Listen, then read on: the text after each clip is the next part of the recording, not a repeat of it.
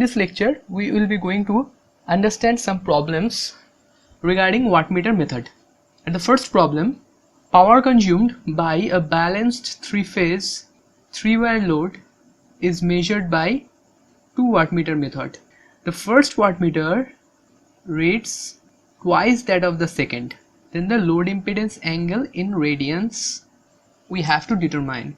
First, we have come to know the formulas from our previous lectures, that is total power of the load if we measure with 2 wattmeter method then is equal to W1 plus W2.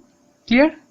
Now another formula was load impedance angle or power factor angle phi is equal to tan inverse root 3 W1 minus W2 by W1 plus W2, where W1 and W2 are the wattmeters connected in the circuit.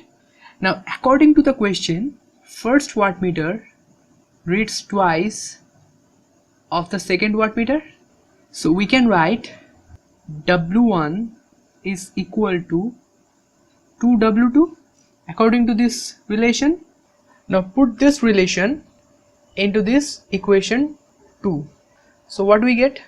We get from here phi is equal to tan inverse root 3 into 2W2 minus W2 by 2W2 plus W2, as we have replaced W1 with 2W2.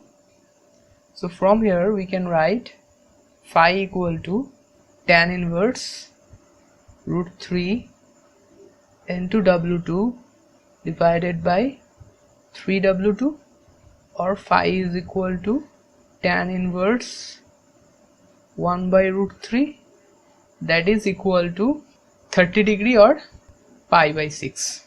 So our option C is right. Now problem number 2. This is a circuit has been given where the current coil connection and pressure coil connection are such a way that two impedances, that is Z1 and Z2, and the pressure coil of wattmeter is connected in between the Z1 and Z2. Now the question is, the wattmeter will read which load power consumption? Is it Z1 or Z2 or Z1 and Z2 both, or nothing? What will be the right option for this wattmeter connection? So let us redraw the circuit like this. Here we are saying that the pressure coil is connected after Z1 and before Z2.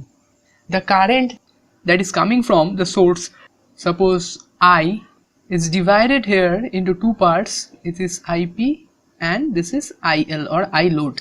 So the pressure coil is including Z2 only, not Z1. So whenever pressure coil can't measure the voltage across Z1, then it will not able to measure power consumption by Z1. So, and the reason is power is a multiplication of voltage, current and power factor. So if pressure coil, which is responsible for voltage measurement, is unable to calculate the value of voltage across Z1, then it is not possible for the pressure coil or the wattmeter itself to calculate the value of power consumption in Z1. So our right answer is B or Z2. The reading of wattmeter will be based on power consumed at Z2 only. Now question number 3. A wattmeter of power factor 0.2 having 3 voltage settings: 300 volt, 150 volt and 75 volt, and 2 current settings, that is 5 ampere and 10 ampere. The full scale reading is 150. That means the wattmeter can measure up to 150 watt power. Clear? If the wattmeter is used with 150 volt voltage setting and 10 ampere current setting, what is the multiplying factor of the wattmeter? Now first we need to know what is multiplying factor. Multiplying factor means, suppose we have a wattmeter here that is maximum capability of measuring 150 watt, or it is the full scale reading of 150 watt, but you are going to measure a value which is beyond 150 watt or more than 150 watt. Then what will you do?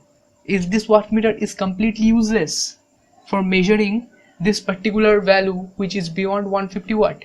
Absolutely not.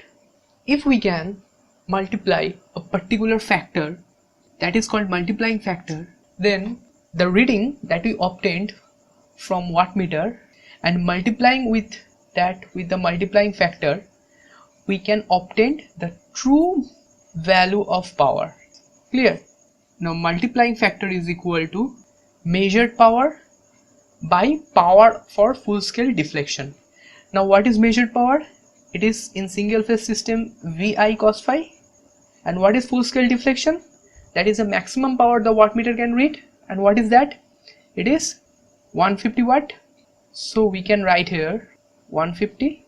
Now if we calculate as the given in the question that voltage setting is 150 volt and current setting is 10 ampere.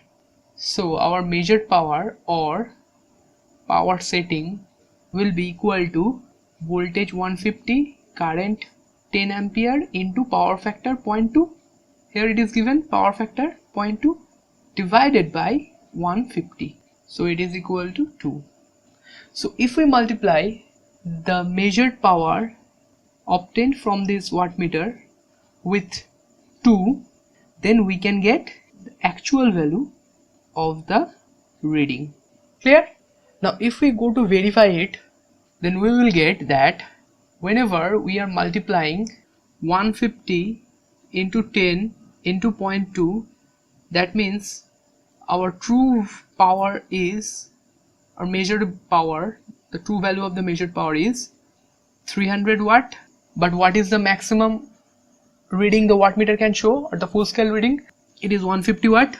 So if we multiply 150 into 2, that is 300 watt.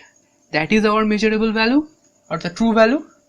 So by simply multiplying this factor 2, we are getting the true value of the power that we have measured using this wattmeter.